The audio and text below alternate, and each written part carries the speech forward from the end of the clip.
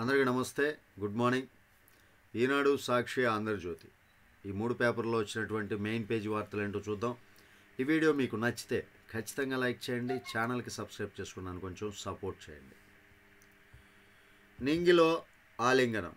ముందుగా ఈనాడు పేపర్లో వచ్చినటువంటి మెయిన్ పేజీ వార్తలు చూద్దాం. నింగిలో ఆలింగనం, రోదసిలో డాకింగ్కు భారత్ తొలి ప్రయత్నం. నేడు కక్షలోకి స్పేడెక్స్ ఉపగ్రహాలు. స్వీయ అంతరిక్ష కేంద్ర నిర్మాణానికి అడుగులు. స్పేడెక్స్లో ఏముంటాయి? చేజర్ ఉపగ్రహాలు, టార్గెట్ ఉపగ్రహం, ఒక్కో దాని బరువు 220 కిలోలు అంట. ఇది పరిస్థితి. ఏమిటి డాకింగ్, ఎందుకంత కష్టం, రోదస్లో ఏముంటుంది, ఎందుకంత అవసరం, ఇవన్నీ కూడా ఒక కథనంలాగా వివరణ ఇచ్చారండి, అది చూసుకోవచ్చు. నూతన సిఎస్ విజయానంద్ ఉత్తర్వులు జారీ చేసిన ప్రభుత్వం. రాష్ట్ర ప్రభుత్వం నూతన ప్రధాన కార్యదర్శిగా కె విజయానంద్ నియమితులయ్యారు. అదండి, సిఎస్గా నియమితులయ్యారంట. ఆదివారం రాత్రి ప్రభుత్వ ఉత్తర్వులు అయితే విడుదలయ్యాయంట. నెక్స్ట్, రాష్ట్రానికి జలహారతి. 70 నుంచి 80 వేల కోట్లతో గోదావరి బనకచెర్ల అనుసంధానం చేస్తున్నారంటండి ఒక ప్రాజెక్టు జలహారతి. 3 నెలల్లో టెండర్లు పిలవాలని నిర్ణయం. సీఎం చంద్రబాబు వద్ద ప్రత్యామ్నాయాలపై చర్చ. కేంద్ర సాయం కోరనున్న ప్రభుత్వం. నిధులు ఇచ్చేందుకు ఇప్పటికే కేంద్ర పెద్దల అనుకూలం. అది పరిస్థితి. రాష్ట్ర భవిష్యత్తుకు కీలకమైన గోదావరి బనకచెర్ల అనుసంధాన ప్రాజెక్టును పట్టాలకు ఎక్కించాలని రాష్ట్ర ప్రభుత్వం నిర్ణయించింది. 70 నుంచి 80 వేల కోట్ల అంచనా వ్యయంతో దీన్ని చేపడతారు. దాదాపుగా 70 నుంచి 80 వేల కోట్లు అంటండి.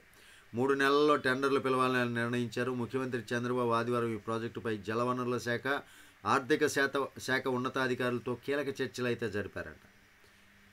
దీనిలో ప్రాజెక్టు ముఖ్యాంశాలు ఏంటో ఒకసారి చూద్దాం. 7.5 లక్షల ఎకరాల కొత్త ఆయకట్టు అంట. 22.5 లక్షల ఎకరాల స్థిరీకరణ. 80 లక్షల మందికి తాగునీటి సౌలభ్యం. పరిశ్రమలకు 20 టీఎంసీలు. రోజుకు 2 నుంచి 3 టీఎంసీల గోదావరి వరద జలాల మళ్లింపు. 54,000 ఎకరాల భూమి సేకరించాలి. కొంత అటవీ భూమి ఉంది. 4,000 మెగావాట్ల విద్యుత్తు అవసరం. ఇది ఈ ప్రాజెక్టు యొక్క ముఖ్యాంశాలు. అయితే తెలుగు మాధ్యమ విద్యార్థులకు 5% రిజర్వేషన్ కల్పించాలి. ప్రాథమిక విద్యా స్థాయిలో తెలుగు ఉండాలి. వైకాపా సర్కారు తెచ్చిన జీవో 85పై సుప్రీంకోర్టులో ఎస్పీఎల్ను ఉపసంహరించుకోవాలి. తెలుగు విశ్వవిద్యాలయంపై చొరవ తీసుకోవాలి. కోర్టుల్లో తెలుగు వాడకాన్ని ప్రోత్సహించాలి. ప్రపంచ తెలుగు రచయితల మహాసభల ముగింపు సందర్భంగా ముక్తకంఠంతో తీర్మానాలు. మంత్రి కందుల దుర్గేష్కు తీర్మానాల ప్రతి అందజేత. ఇది పరిస్థితి. మన హంపి 64 గల్ల మహారాణి. ప్రపంచ ర్యాపిడ్ చెస్ టైటిల్ కైవసం. ప్రపంచ చదరంగంలో భారత్ ఆధిపత్యం కొనసాగుతోంది. ఇటీవలే గుకేష్ ప్రపంచ ఛాంపియన్గా అవతరించగా ఇప్పుడు మన తెలుగమ్మాయి కోనేరు హంపి రెండోసారి ప్రపంచ ర్యాపిడ్ చెస్ ఛాంపియన్షిప్ టైటిల్ను సొంతం చేసుకుంది. ఈ ఘనత సాధించిన మొట్టమొదటి భారత్ ప్లేయర్గా ఆమె రికార్డు నెలకొల్పింది. దేశంలో మరే క్రీడాకారిణి ఒక్కసారి కూడా ఈ ట్రోఫీని గెలవలేదు. పురుషుల్లో విశ్వనాథన్ ఆనంద్ 2017లో మాత్రమే ఒకసారి ర్యాపిడ్ టైటిల్ అందుకున్నాడు. ప్రపంచవ్యాప్తంగా చూస్తే ఫెంజున్ చైనా తర్వాత ఈ టైటిల్ను 2 సార్లు గెలిచిన క్రీడాకారిణి హంపినే. ఆదివారం ఆఖరి రౌండ్లో ఐరిన్ కరిష్మా ఇండోనేషియాపై విజయంతో 37 ఏళ్ల హంపి విశ్వ విజేతగా నిలిచింది. ఇది పరిస్థితి. లెక్క సరిపోయిందా? ఫైలు కదిలినట్లే. సాయంత్రం సార్ ఇంటి వద్దకు రండి మాట్లాడుకుందాం. వ్యవసాయ మంత్రి పేషీలో కీలక అధికారి వసూళ్లు, బదిలీలు, పదోన్నతులకు మామూళ్ళు. పేషీ నిండా వైకాపా మంత్రుల వద్ద పనిచేసిన సిబ్బందే. ఇది పరిస్థితి. రాష్ట్ర వ్యవసాయ శాఖ మంత్రి పేషీలో ఆయన కీలక అధికారి.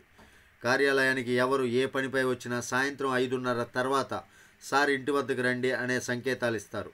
అక్కడికి వచ్చాక పని పూర్తి కావాలంటే ఎంత ఖర్చు అవుతుందో ఓ సంఖ్య చెబుతారు. పోస్టింగ్ కావాలన్నా, బదిలీ చేయాలన్నా, పదోన్నతి కల్పించాలన్నా సరే ప్రతి పైరవీకి అతడి దగ్గర ఓ లెక్క ఉంటుంది. అది నిబంధనలకు అనుగుణంగా ఉన్నా అతీతంగా ఉన్న ఆ లెక్కకు సరిపోలితే చాలు. మరి దాని వంక చూసే పని లేదు. సస్పెండ్ అయిన వారైనా కేసులో ఉన్నవారైనా అడిగినంత సమర్పించుకుంటే ఫైల్ కదులుతుంది. లేదంటే మంత్రి సంతకమైన వారాలు నెలల తరబడి ఆగిపోతుంది.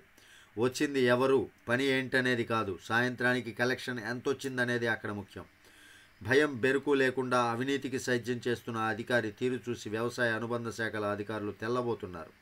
ఆయన రోజువారీ వసూళ్లు 20 లక్షలకు పైవేనని, ఇంతటి దోపిడీని దేనితోనూ పోల్చి చూడలేమని వాపోతున్నారు. ఈ అధికారి వైకాపా హయాంలోనూ ఓ మంత్రి వద్ద పనిచేశారు. అప్పట్లోనూ పెద్ద ఎత్తున అవినీతి ఆరోపణలు వచ్చాయి. ఇదండి, దారుణంగా వ్యవహరిస్తున్నాను అనమాట. చూడండి, రన్వేపై మృత్యుఘోష. రక్షణ గోడను ఢీకొని పేలిపోయిన దక్షిణ కొరియా విమానం, 179 మంది మృతి, ల్యాండింగ్ గేర్ వైఫల్యంతో దుర్ఘటన. మరో 5 నిమిషాల్లో క్షేమంగా విమానం దిగుతామనుకున్న వారి ప్రాణాలు రెప్పపాట్లు అనంత వాయువుల్లో కలిసిపోయాయి. దిగేందుకు సిద్ధమై లగేజీ సర్దుకుంటున్న వారిని మృత్యువు కబలించింది. దక్షిణ కొరియాలో ఆదివారం జరిగిన ఘోర విమాన ప్రమాదంలో 179 మంది దుర్మరణం పాలయ్యారు. అదృష్టవశాత్తు 2 బయటపడ్డారు. మరణించిన వారిలో 85 మంది మహిళలు ఉన్నారు. విమానం ముందు భాగంలోని ల్యాండింగ్ గేర్ వైఫల్యంతో రన్వేపై జారుతూ వెళ్లిన విమానం రక్షణ గోడకు ఢీకొని పేలిపోయింది. చాలా దారుణం అండి.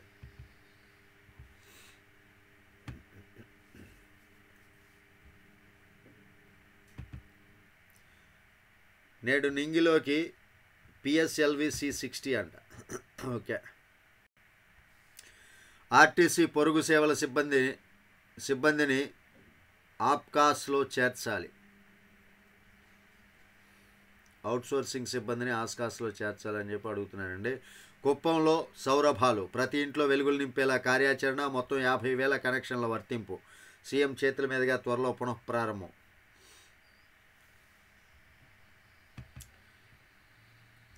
పోలీసుల అదుపులో పేర్ని గోదాముల మేనేజర్. కృష్ణా జిల్లా మచిలీపట్నంలో మాజీ మంత్రి, వైకాపా జిల్లా అధ్యక్షుడు పేర్ని నాని కుటుంబానికి చెందిన JS గోదాములో ప్రజా పంపిణీ వ్యవస్థకు చెందిన బియ్యం మాయం కేసులో 2వ నిందితుడిగా ఉన్న గోదాము మేనేజర్ మానస తేజ్ను పోలీసులు ఆదివారం అదుపులోకి తీసుకున్నట్లు తెలిసింది. చెన్నైలోని ఓ ప్రాంతంలో ఆదివారం ఉదయం ఆయన్ను పోలీసులు వలపన్ని పట్టుకొని మచిలీపట్నం తరలించి విచారిస్తున్నట్లు సమాచారం. అది మాజీ మంత్రి పేర్నికి ఇక నిద్రలేని రాత్రులే. చట్ట ప్రకారం శిక్ష అనుభవించాల్సిందే. ధ్వజమెత్తిన మంత్రి కొల్లు రవీంద్ర.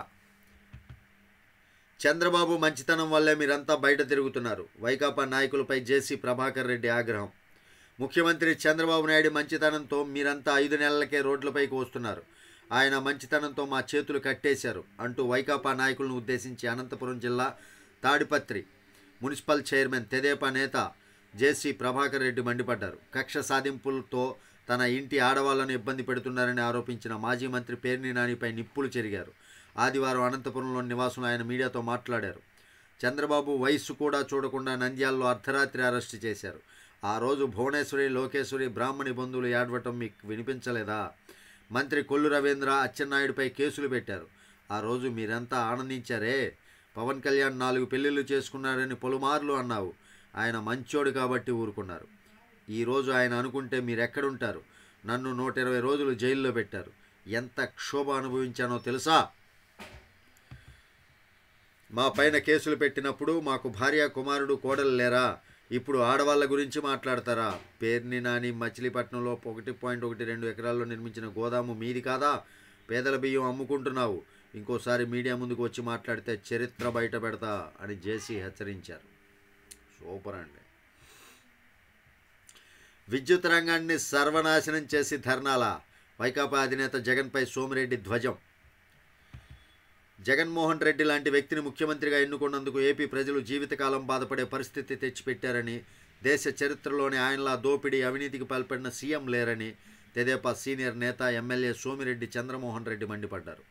నెల్లూరులో ఆదివారం ఆయన విలేకరుల సమావేశంలో మాట్లాడుతూ, విద్యుత్ ఛార్జీల విషయంలో వైకాపా ధర్నాలు చేయడం నవ్విపోదురుగాక, నాకేంటి అన్నట్లుగా ఉంది. జగన్ రెడ్డి 1.29 లక్షల కోట్ల భారాన్ని విద్యుత్ సంస్థలపై మోపి ఇంటికి పోయారు. 5 ఏళ్లలో 10 సార్లు విద్యుత్ ఛార్జీలు పెంచి ప్రజలపై భారం వేశారు. 7,000 మెగావాట్ల సోలార్ విద్యుత్తును యూనిట్ ₹2.49 వంతున కొనుగోలు చేసేలా సెకీతో ఒప్పందం చేసుకున్నారు. అదే సమయంలో గుజరాత్ యూనిట్ ధర 1.99కి అగ్రిమెంట్ చేసుకుంది. మరో 10 ఏళ్లకు సోలార్ పవర్ యూనిట్ 1.25కి వస్తుందని విద్యుత్ రంగ నిపుణులు చెబుతున్నారు. జగన్ రెడ్డి మాత్రం 30 ఏళ్ల పాటు ₹2.49కే కొనుగోలు చేసేలా ఒప్పందం రాసి వెళ్లారు. జగన్ రెడ్డి బరి తెగించి 1,750 కోట్ల రూపాయల లంచం తీసుకున్న పాపానికి ప్రజలపై అదనంగా ₹1,00,000 కోట్ల భారం పడింది. రాష్ట్ర ప్రజల ప్రయోజనాలను 30 ఏళ్ల గడువుకు తాకట్టు పెట్టి ఇప్పుడు నిరసనల పేరుతో రోడ్డెక్కడానికి సిగ్గుండాలి అని విమర్శించారు. ఎట్టకేలకు స్టెల్లాలోని రేషన్ బియ్యం స్వాధీనం అంటండి. విశాఖ కారాగారంలో ధర్నాకి దిగిన వార్డర్ల బదిలీ. అదే పరిస్థితి. ఫిబ్రవరి నాటికి సంస్థాగత ఎన్నికలు పూర్తి. మండల జిల్లా అధ్యక్షులకు వయోపరిమితి నిర్దేశం. ఇక నెక్స్ట్ పేజీలోకి వెళ్ళిపోదామండి. న్యాయపాలన తెలుగులోనే సాగాలి. పదండి ముందుకు పదాలు సృష్టించేందుకు సినీ గేయ రచయిత అనంత శ్రీరామ్. ఓకే. నా మాతృభాష మరాఠీ అయినా ఇష్టంతో తెలుగు నేర్చుకున్న మంత్రి సత్యకుమార్ యాదవ్. రేపు పల్నాడులో చంద్రబాబు పర్యటన. పింఛన్ల పంపిణీలో పాల్గొననున్న సీఎం. కోనేరు హంపి విజయం దేశానికి గర్వకారణం. నేడు ప్రభుత్వ ఉద్యోగులతో పవన్ కళ్యాణ్ వర్చువల్ సమావేశం. డీజీపీ పేరుతో నకిలీ ఉత్తర్వులు. మహాకుంభమేళాకు విజయవాడ మీదుగా ప్రత్యేక రైళ్లు. ఇవి మెయిన్ వార్తలు.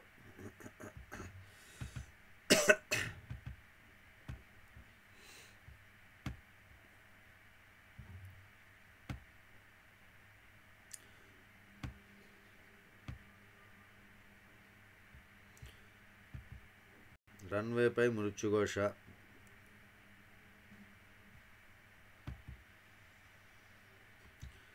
రాష్ట్రానికి జలహారతి. ఇవన్నీ మనం మెయిన్ పేజీలో చెప్పినటువంటి వార్తలే. ఒకసారి వెళ్తూ ఉన్నాం అలాగా. ఓకే అండి, ఇవి మెయిన్ పేజీలో వచ్చినటువంటి వార్తలు. ఇక సాక్షిలో మెయిన్ పేపర్లో వచ్చినటువంటి మెయిన్ వార్తలు ఏంటో చూద్దాం. ప్రీమియం భారం బీమాకు దూరం. రైతులకు ఉచిత పంటల బీమాను దూరం చేసిన కూటమి సర్కారు. రబీలో 8.44 లక్షల ఎకరాలకే బీమా. గత ఏడాది 37.8 లక్షల ఎకరాలకు రక్షణ. కవరేజ్ పొందిన రైతులు కేవలం 5.94 లక్షలు. నిరుడు 43.82 లక్షల మందికి లబ్ధి. ఏదేదో వాళ్ళు చేసినా చెప్పినా రాసుకుంటారండి, సొంత పత్రిక కదా. విమాన ప్రమాదం గురించి రాశారు. మండల పరిషత్తులో కూటమి క్షుద్ర రాజకీయం.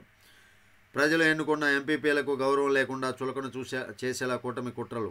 ఎంపీపీలను పక్కన పెట్టి అధికారుల ద్వారా నిర్ణయాలు. మండల పరిషత్తులపై అధికార పార్టీ ఎమ్మెల్యేల పెత్తనం. ఎంపీపీ పాలక మండలి కనీస సమాచారం లేకుండా పనులు. ఎంపీపీలను కనీసం వారి గదుల్లో కూర్చోనీయకుండా అవమానాల పాలు. గాలివీడి ఘటనకు కారణాలు ఇవే. ఏందోలే, వీళ్ళకి అనుకూలంగా ఏదో మాట్లాడతారులేండి. కేంద్రం కంట్రోల్లో ఉపాధి పథకం అంట. రైట్.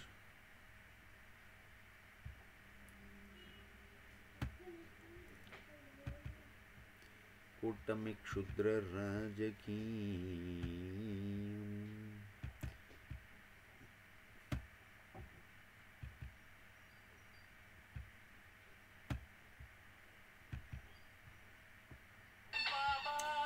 నూట 79 మంది బుగ్గిపోవాలంటండి. విషాదాలు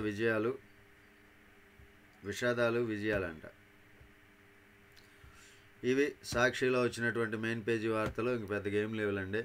ఇక ఆంధ్రజ్యోతిలో మెయిన్ పేజీ వార్తలు ఏంటి ఒకసారి చూద్దాం.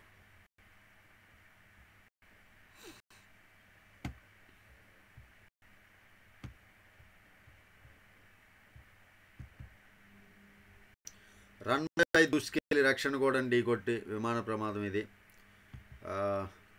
మళ్ళీ తెలుగు వెలుగులు. సంధానానికి సై. గోదావరి పెన్నా అనుసంధానానికి గ్రీన్ సిగ్నల్. 3 నెలల్లో పనులు ప్రారంభించిన 3 ఏళ్లలో పూర్తి. 3 నెలల్లో పనులు ప్రారంభించి 3 ఏళ్లలో పూర్తి అంట. దాని గురించి రాశారు. అరబిందో అత్యవసర అక్రమాలు. 108, 104 ఉద్యోగాల భర్తీలో చేతివాటం. నియామకాల పేరుతో లక్షల్లో వసూలుకు శిక్షణకు మరో 10,000 గుంజిన వైనం. 108 అంబులెన్సుల్లో ప్రైవేటుకు రోగులు. బిల్లుల్లో పర్సంటేజీలు తీసుకున్న సిబ్బంది. గుంటూరులో భారీగా అందిన ఫిర్యాదులు. విచారణకు రంగంలోకి దిగిన విజిలెన్స్. అక్రమాలపై కూపిలాగుతున్న అధికారులు. ఇది పరిస్థితి. చెప్పి చూద్దాం, చేసి చూపిద్దాం. జనాల్లో ధైర్యం, ఉద్యోగుల్లో స్థైర్యం నింపుతాం. సోషల్ మీడియాను సన్మార్గంలోకి తెచ్చే యత్నం. నాడంతా వైసీపీ మొక్కలు సోషల్ సైకోల వీరంగం. ఉద్యోగులపై దోషంలో పోలీసులతో దాడులు. నేతలు మహిళలపై అసభ్య పోస్టులతో వేధింపులు. ఆ 5 ఏళ్లు భీతిల్లిన రాష్ట్ర ప్రజలు, ఉద్యోగులు తిరిగి గాడిలో పెట్టే దిశగా కూటమి చర్యలు. గట్టు దాటిన వారిని ఉపేక్షించబోమన్న సంకేతాలు. డిప్యూటీ సీఎం తక్షణ పరామర్శతో తొలి అడుగు. నేడు ఉద్యోగులతో పవన్ వీడియో కాన్ఫరెన్స్. టాలీవుడ్పై అక్కినేని చెరగని ముద్ర.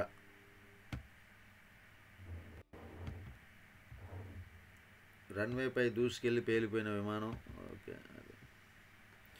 మహాకుంభమేళాకు 7,500 కోట్ల రూపాయలు. బీజేపీ చీఫ్గా దళితుడు. వివాదాల జైళ్లు, ఖైదీలకు లాఠీ దెబ్బలు, సిబ్బందికి వేధింపులు. శాఖలో అవినీతి, కిరణంపై తీవ్ర ఆరోపణలు. రాజమండ్రి జైల్లో ఖైదీ పట్ల రాక్షసత్వం. విశాఖ జైల్లో 2 వార్డర్ల దుస్తులు విప్పించి ఖైదీల ముందే అవమానించిన ఓ అధికారి.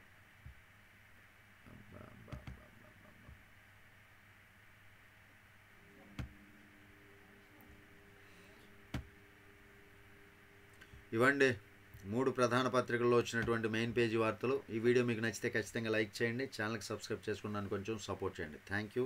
జై హింద్.